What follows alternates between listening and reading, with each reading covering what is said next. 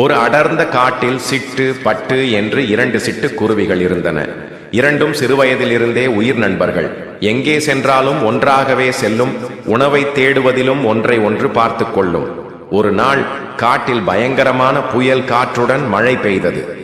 காற்றில் சிட்டு கட்டியிருந்த கூடு கலைந்து கீழே விழுந்து விட்டது.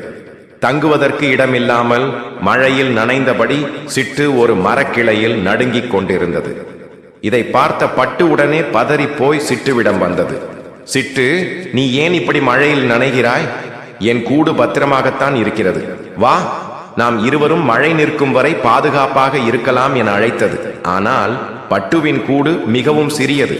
பட்டு, உன் கூடு ரொம்ப சின்னது, நாம் இரண்டு பேரும் உள்ளே போனால் கூடு தாங்காமல் உடைந்து விடுமே என்று சிட்டு தயங்கியது. அதற்கு பட்டு சிரித்துக்கொண்டே, கூடு உடைந்தால் பரவாயில்லை, நாம் மீண்டும் கட்டிக்கொள்ளலாம்.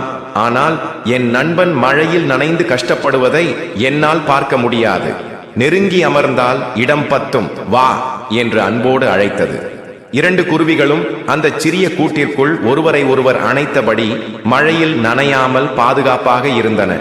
மழை நின்ற பிறகு இரண்டு குருவிகளும் சேர்ந்து ஒரு புதிய பலமான கூட்டை கட்டி மகிழ்ச்சியாக வாழ்ந்தது.